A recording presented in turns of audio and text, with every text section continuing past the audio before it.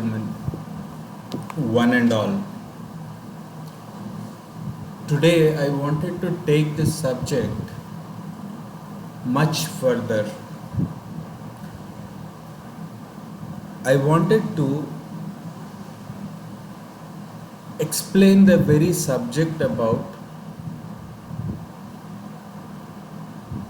what could be the thing that happens after death. Even before understanding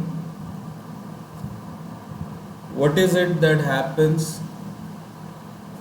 after death, we need to understand what happens during our very life existence on this earth. The point is, I wanted to touch upon this because as I was speaking about conscious, subconscious, semi conscious, subconscious mind during the yoga practice, there is something called pranayama, wherein inhale and exhale happens, during which our body gets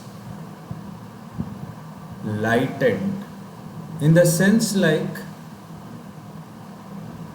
it would be our body would get lightened the moment you start getting into the trance level, which is one very point which one needs to understand. This is what is called the real meaning of yoga, and this is what is called the space and time travel, yo plus ga, yoga. Now the very point which forced or which triggered me to do this video was, I had three major or four major incidents which I came across in my life. Meaning, it was a literal, like, exact experience, I would rather say.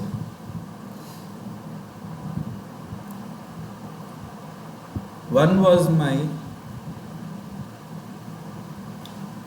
uncle's death. Other was my aunt's death.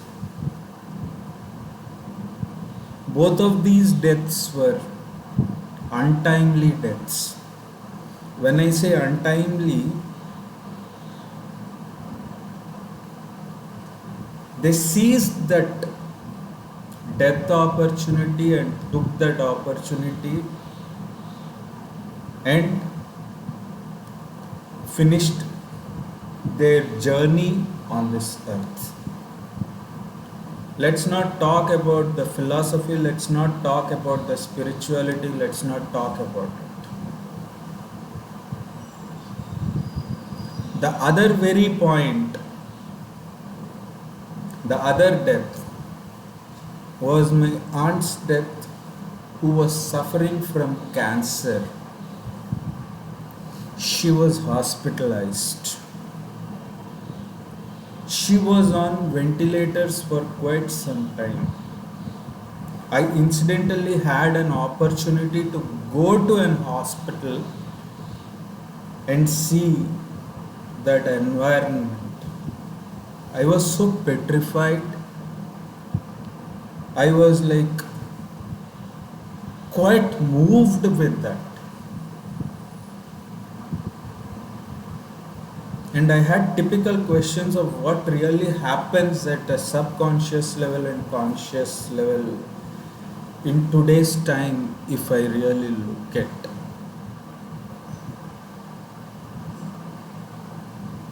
And the fourth death, during my childhood when I was going to school, I was seeing a person who was driving the scooter met with an accident. Not accident exactly, he was going, but there was a sharp, there was a sharp blade like thing which cut the head, neck, and crop for no reason, and that's the end. Like this, I had seen one more wherein I had seen ice coming out, etc., etc., etc.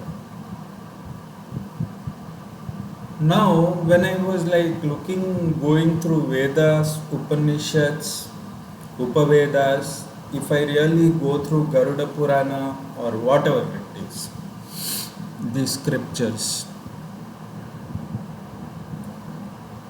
what really is that one thing that really happens to the human body? Why these things happen at first place? Why these thoughts come at first place? What really is that one thing that triggers? At the same time, I had seen my grandfather who demised in sleep. My grandmother, who was really very good, hale and healthy, but by the time she reached 50 or 60 or maybe 70 plus, she was not knowing what to do. Her senses were lost.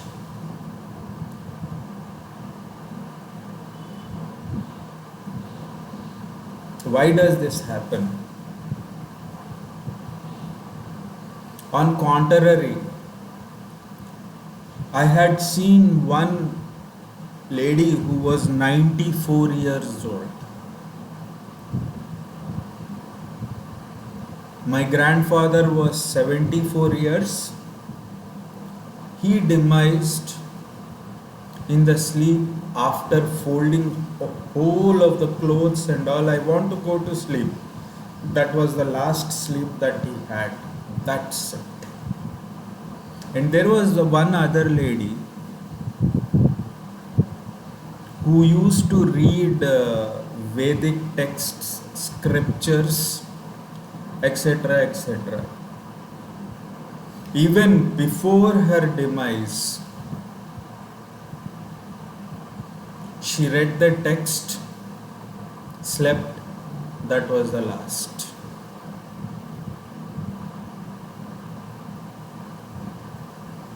At the same time, Kalam sir, who gave the last speech in IIM Shillong,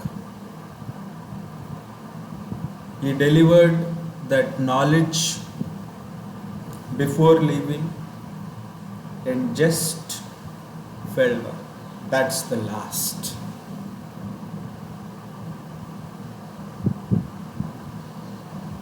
And there was one more death which I had seen which went viral. One bank manager. He was speaking and speaking and speaking. Bas, finish.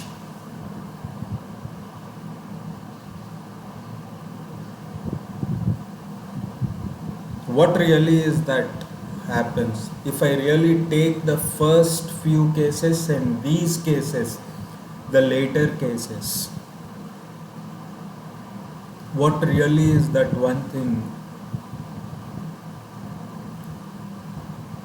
that really did them to get to this state where they died a peaceful death? My father's death. He had a last laugh. He had a sumptuous food to his happiness. which was auspicious day, some dish food, and he went inside and he was just doing his bedding work and all. Blood got clotted, finish.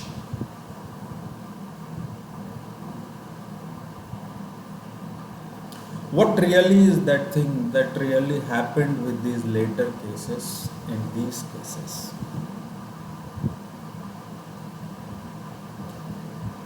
Before even getting to all of this, which I have got to your notice, let's try understanding the before death experience, before death happenings. My own mother, who is pious lady, who does all kinds of rituals and all, I remember, which I got it as an inheritance, fortunately. She is in a state where she is not able to understand, she is in a confusion state of mind.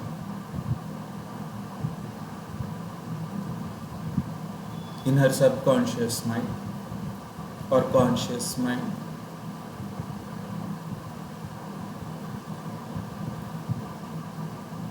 And she is in her own world. She was in her own world. She wanted certain things to happen in her own way. That's a different aspect altogether. Because every individual has his or her own reservations.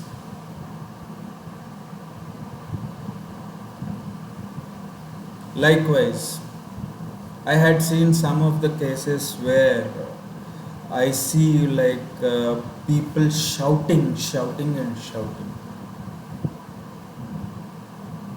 They say that is due to the Amavasya or the full moon coming nearer. By the by, it's no joke. All these are practical realities, and these are the philosophical or the cosmic highest level of understanding of the cosmic energy levels that really affect one's mind.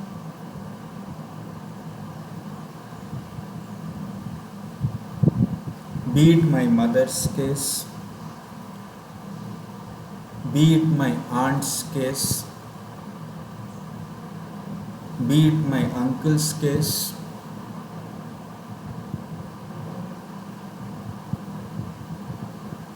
be it anybody who is on ventilators for 20 days. SP Balasubramaniam sir, who was on ventilators for quite some time, he left the mortal coils. All of these, if you really look at, if you understand, the first few cases which I was talking about on the ventilators part, or the one who is on ventilators, one who is whose head was chopped off, or one who has died in plane crash, etc., etc. There is something called perception that happens deep within our body. Deep within our body, which we need to understand. Though this is the highest level of understanding, the highest level of human intellect, which one needs to understand to the core. When I say to the core, to the core. If you are practicing that genuinely, selflessly,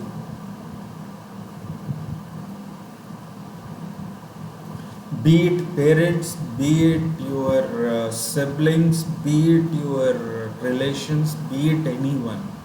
Relationship doesn't matter over here, which is what we need to understand over here.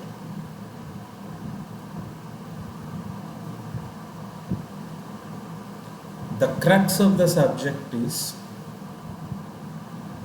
our very human existence. The moment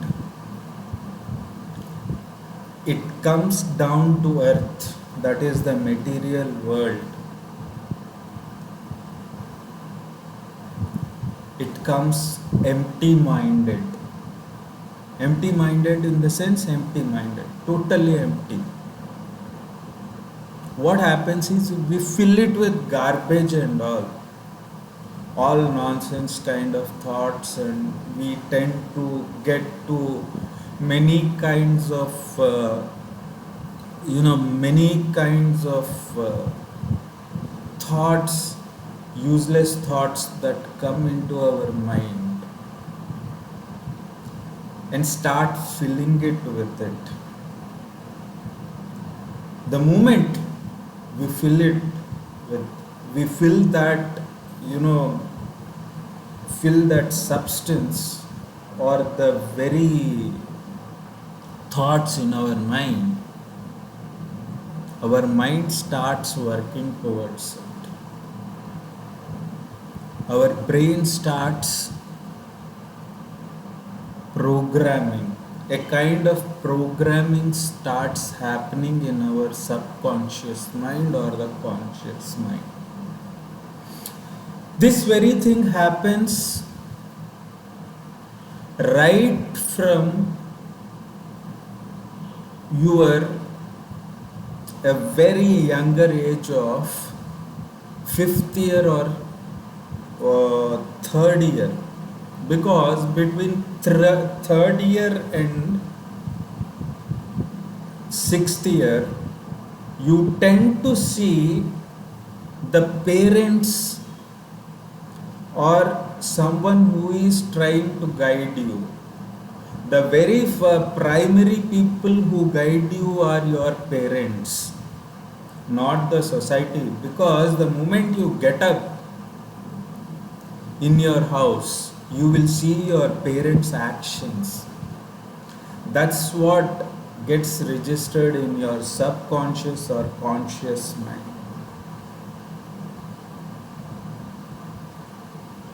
Understand this. The moment that is done, this individual, be it male or female, so-called son or a daughter, starts filling that in his or her subconscious mind.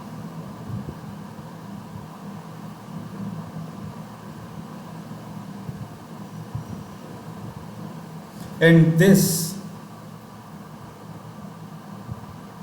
happens even with the child who is born in the mother's womb, mother seeing her mother or father, son seeing his mother or his father, father seeing his mother or father. Like this clan starts from the forefathers or the ancestral kind of thing. So the very cause for all of these apathies or whatever that is happening for a person, be it untimely death, be it some kind of issues, some kind of problems happening at an older age or whatever it is, happens and grows.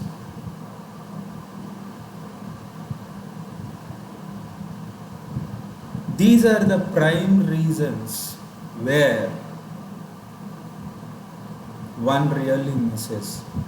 Today, the generation that we are seeing is not understanding this to the core.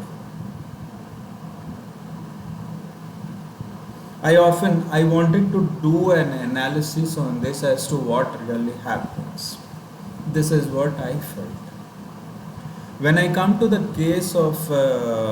case study of a lady who was 94 years, who died a peaceful death. She followed that curriculum, she followed that structure till the very last moment of death. Having her mind, subconscious mind or conscious or conscious, semi-subconscious mind, always purified, nullifying and zeroing it out on the negative thoughts from her mind. And she always kept it filled with positive mindset till the very last moment. My grandfather, who died a peaceful death. All of us like this, if I really look at, need to understand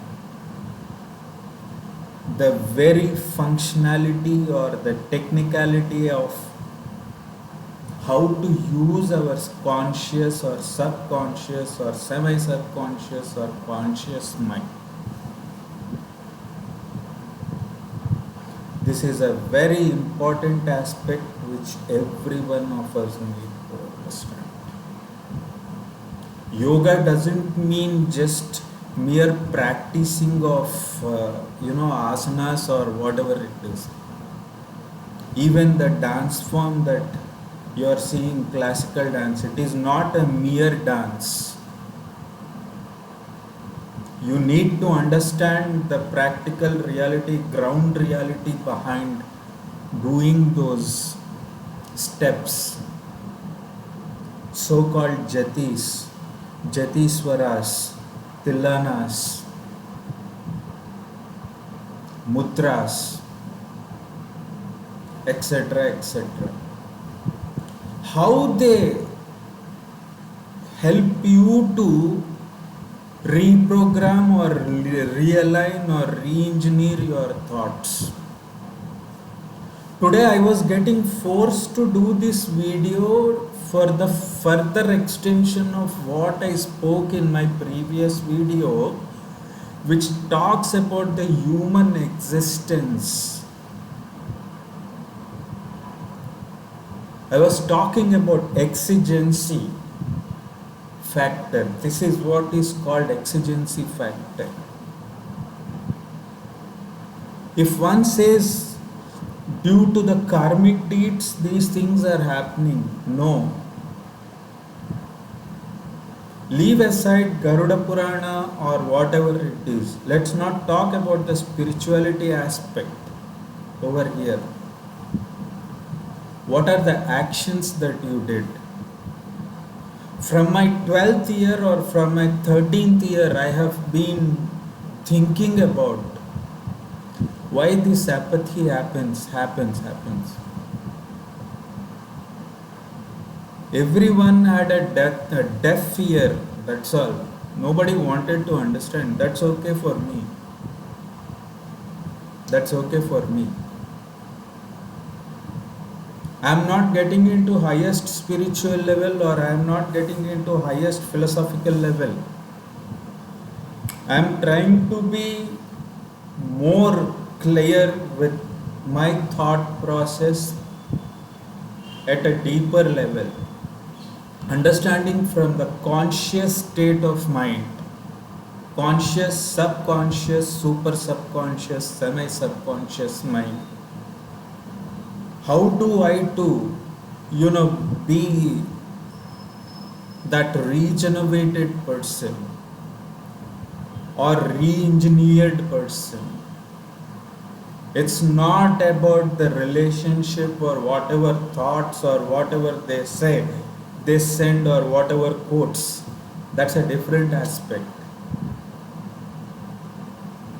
Being a karma yogi is not again an issue here over here. We need to understand this. And doing rituals is not a kind of thing. Doing upavasa also is not a kind of thing. Going to temple and doing that namaskar is also not a thing over here. When you do namaskar, you do it this way, coming over here on the chest, like this. And we have one mudra, this mudra, which we do. And this, and this, and this, like this. What really all of this mean? You are unifying your conscious, subconscious, subconscious, super subconscious mind. For the one who is practicing or doing meditation by way of rituals or whatever it is, what I have seen is till date, today I will be turning 46 this year, that we people do it just for the heck of doing, thinking that I need this, I need that, I need this, I need that. Whole my life I have seen people expecting this, because I have served in, I did a free service in super specialty hospital.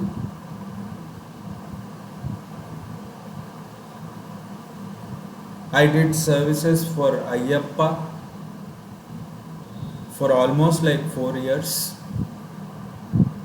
doing that Abhisheka and all. For 8 months, 3 months, 4 months. I have cleaned temple premises when I was doing my degree. The only thing that I have understood is, it is how you tame your conscious, subconscious, super subconscious, semi subconscious mind. Coming to after death, I don't think so.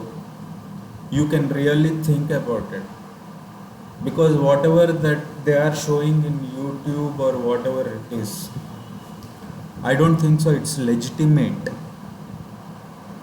or it has any meaning in that, to be honest. Because there are many scholars who are working on that. In fact, to share one anecdote, when my father demised,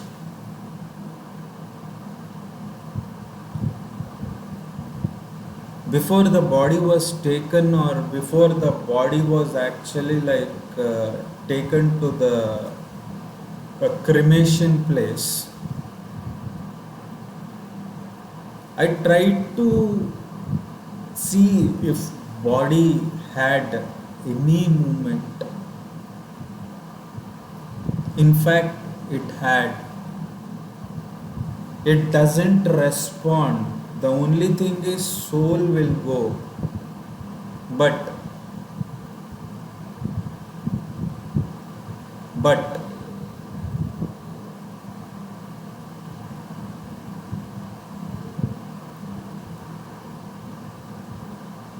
that mind, the left and right brain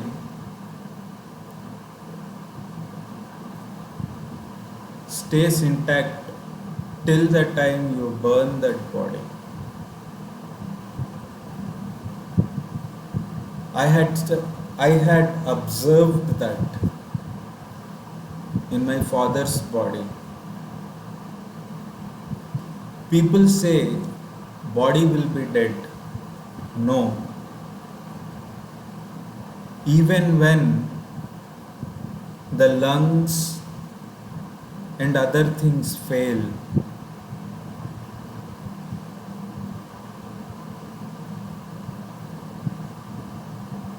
everything, the left and right brain, whatever brain, mind is there, it will be dead, though it is brain dead, but still it will have life for 2 or 3 hours. This is one of the major observations that I had. In my aunt's case, when I went there, she was not able to speak, but she was able to write. When I visited her, sorry about that, after coming out of the hospital and when she was at her home, when she was not responding, still she had that, senses working.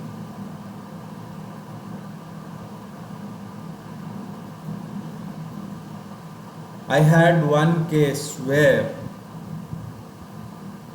a 86-year-old lady who was in her last stages, she was not able to open her eyes. Eyes were very frail.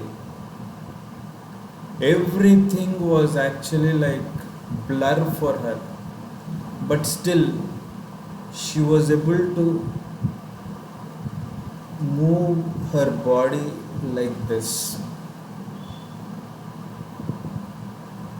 And her body lasted for maybe half an hour or 1 hour after that. My own uncle, who was hale and healthy, he suffered with a major disease. I wouldn't cancer kind of disease. He was not able to move, he was not able to talk, but still he was able to move. What really is this, all of this? If I really look at all of these cases, it is the conscious, subconscious, semi-conscious, subconscious mind that works towards this. Understand this. It is how you program that. It is how you fill your mind. That is the reason why they say if body, mind and soul is under control, even in your last stages, you will be a better off person. You will die a peaceful death.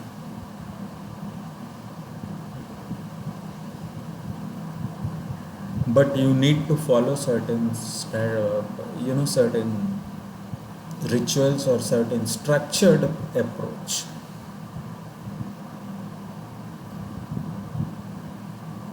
Think about it. This is a very important point which one needs to understand in his or her life, which I feel is very important. Believe me, mark my words.